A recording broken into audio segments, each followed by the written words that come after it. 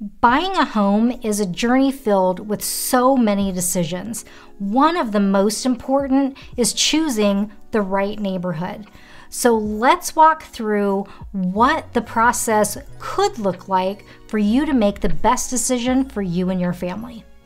Lifestyle is the first thing we talk about during our buyer consultation.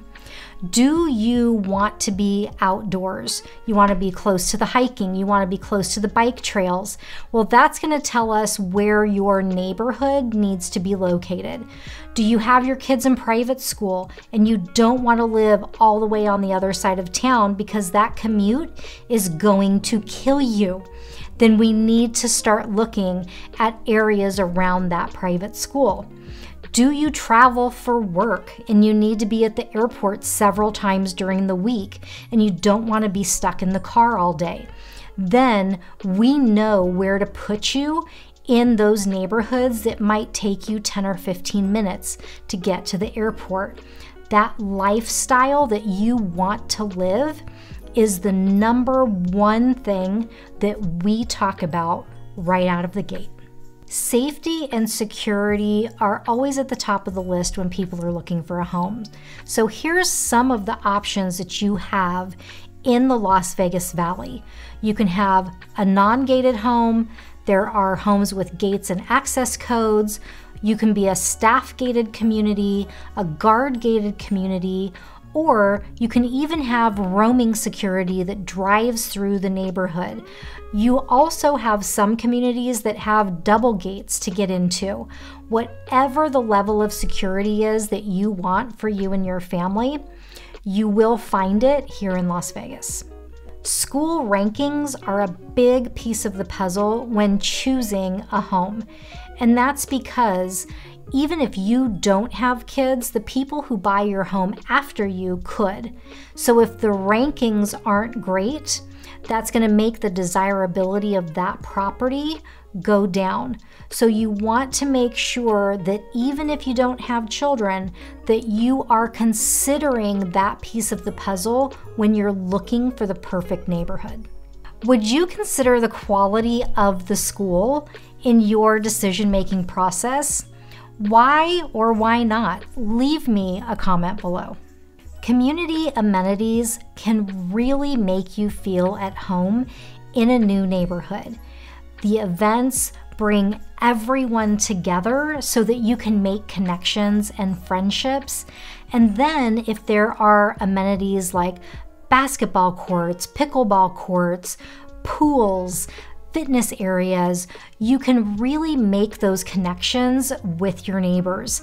And then if you want to take it a step further, things like neighborhood watch programs, maybe even joining the HOA board, will allow you to meet your neighbors and make those connections that could potentially last you a lifetime. Although Las Vegas has shorter commute times than many larger cities that our clients move from, you still don't want to be in your car all day. So, do you work on the Las Vegas Strip? Then you may want to consider living somewhere in the Southwest because your commute might be around 15 to 20 minutes to get into your work. Or are you at Creech Air Force Base or Nellis Air Force Base? Then you may want to consider living in the Northwest because those areas are much closer to the base than if you lived in the Southwest. That commute from the Southwest to Creech or Nellis could take you 45 minutes or longer. But if you live in the Northwest, you're probably looking at about a 30-minute commute. Or you can even use the ride share that's available, park your car, and take the bus. If you're new to my channel, I'm Eileen Guilbeault, your local Las Vegas real estate advisor, helping you relocate from anywhere around the world. Please like, subscribe, and ring that bell so every time a video is released, you're notified. Future development plans in Las Vegas are happening constantly because Las Vegas is still growing at a breakneck speed. So if you're buying a new construction home, chances are you're probably on the outskirts where there could be future development that you may not even know about yet. So we always take that into consideration when we're looking at new construction. But if you're looking to move to an area that's already pretty established, you should be able to tell what development is already around there, especially if there's no large plots of land that may be ripe for future development. So we get super strategic so that you know what's happening in every area you're looking at.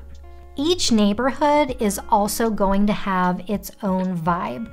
So do you want to be in a cul-de-sac where your kids can play in the street and they can walk to school with other kids in the neighborhood?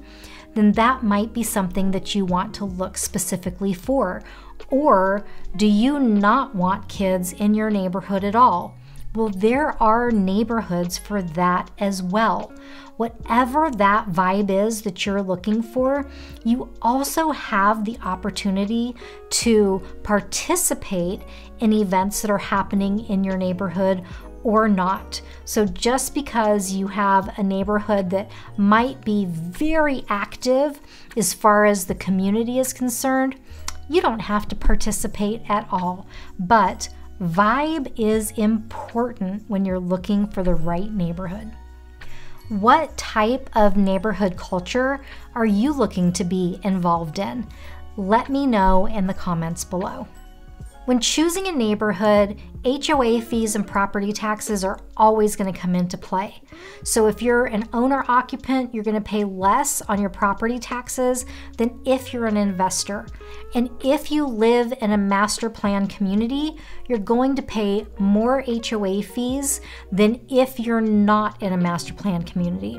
And then condo and townhomes, those HOA fees are always going to be higher because they offer more amenities usually than a single family residence.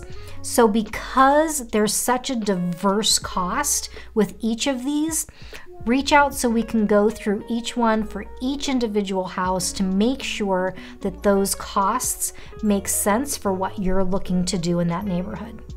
If one of the things that are important to you in your next neighborhood are privacy and noise levels, my suggestion is to drive those neighborhoods at different times of the day so that you can see, is it really overcrowded at night and there's no place to park?